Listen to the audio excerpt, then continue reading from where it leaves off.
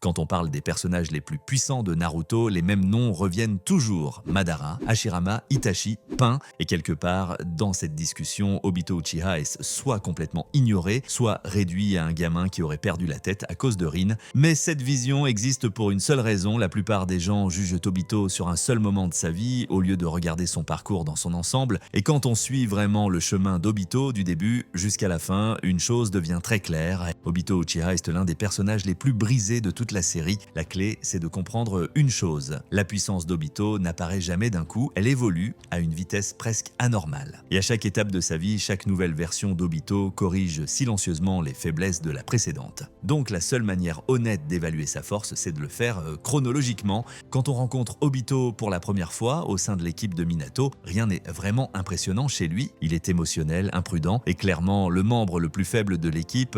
Kakashi le dépasse en compétences, Rin a un meilleur contrôle et même quand Obito éveille son Sharingan en sauvant Kakashi, rien ne laisse présager une future domination. À ce stade, Obito est juste un jeune Uchiha avec du potentiel, rien de plus. Tout change au moment où il survit à l'éboulement et rencontre Madara, parce que ce qui suit est l'un des changements de puissance les plus brutaux de tout Naruto. Après avoir éveillé le Mangekyo Sharingan et reçu les cellules d'Hashirama, Obito massacre immédiatement tout un peloton de ninjas de Kiri. Et ce qui rend cette scène vraiment dérangeante, ce n'est pas un jutsu spectaculaire ni une stratégie compliquée, c'est la facilité. Obito traverse des shinobi entraînés avec du taijutsu pur, du mokuton et une présence physique écrasante, comme s'ils ne comprenaient même pas ce qui leur arrive. Même Zetsu Blanc remarque à quel point Obito s'adapte anormalement vite au mokuton, une capacité que la majorité des ninjas ne peuvent quasi même pas utiliser. À ce moment-là, Obito a déjà dépassé le niveau Jonin, il n'est plus un prodige en devenir, il s'approche déjà d'un niveau Kage avant même que le monde s'en rende compte. Des années plus tard, Obito refait surface lors de l'attaque de Kyuubi sur Konoha et c'est là que beaucoup de fans commencent à le sous-estimer parce qu'ils regardent le résultat au lieu du contexte. Oui, Obito perd contre Minato, mais tout ce qui entoure ce combat est complètement fou. Obito infiltre Konoha, il extrait Kyuubi du corps de Kushina et il parvient à placer le bijou sous son contrôle. Rien que ça, c'est un exploit réservé aux Uchiha, les plus élitistes de l'histoire. Pendant le combat, la stratégie d'Obito est terrifiante d'efficacité. Ses chaînes, combinées à Kamui, font de chaque erreur une défaite instantanée. Si quelqu'un se fait attraper, il disparaît du champ de bataille. La seule raison pour laquelle ce plan échoue, c'est que Minato possède le Hiraishin, un contre parfait que presque personne d'autre dans l'histoire ne possède. Obito parvient même à aspirer Minato dans Kamui à 2 reprises, le forçant à s'échapper par téléportation. Ce n'était pas un déséquilibre, c'était un affrontement entre 2 shinobi de très haut niveau. Et Obito en ressort vivant après avoir combattu le ninja le plus fort de son époque.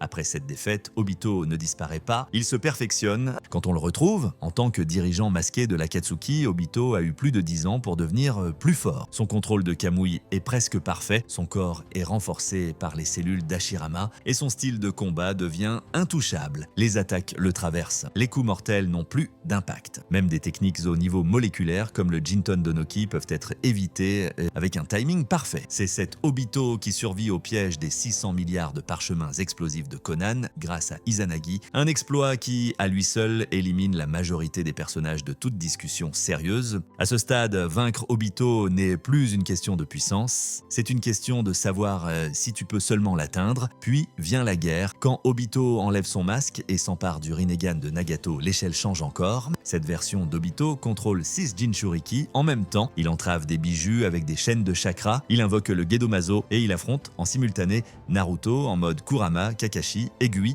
Et le détail le plus important, c'est qu'ils ne parviennent à le toucher que parce que Kakashi possède l'autre œil de Kamui.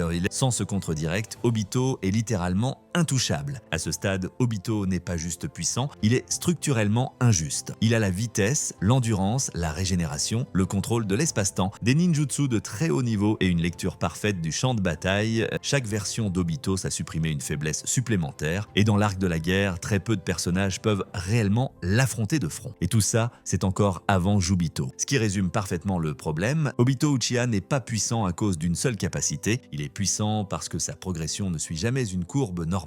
Il commence comme le membre le plus faible de son équipe et il évolue jusqu'à devenir quelqu'un qui manipule l'Akatsuki, contrôle les bijoux, survit à l'impossible et se tient au centre d'une guerre mondiale. Si Obito est sous-estimé, c'est pour une raison simple. Les gens se souviennent de la façon dont il a commencé et oublient jusqu'où il est allé. Parce que quand on suit réellement son parcours, du début à la fin, il devient impossible de nier la vérité. Obito Uchiha Uchiha n'a pas seulement sa place dans le débat des personnages les plus forts de Naruto, il mérite d'être tout en haut de cette liste. Maintenant, pour être clair, ceci reste mon opinion personnelle. Tout ce que vous avez entendu dans cette vidéo s'appuie sur des faits du canon, des capacités établies et sur l'évolution logique de la puissance d'Obito au fil du temps. Mais Naruto est une œuvre qui laisse beaucoup de place à l'interprétation, donc si vous voyez Obito différemment, ou si vous pensez qu'une version de lui est sous-estimée ou surestimée, ici, n'hésitez pas à donner votre avis dans les commentaires. Et si ce format vous a plu, pensez à laisser un like, abonnez-vous à la chaîne pour plus de contenu Naruto comme celui-ci, et on se retrouve dans la prochaine vidéo.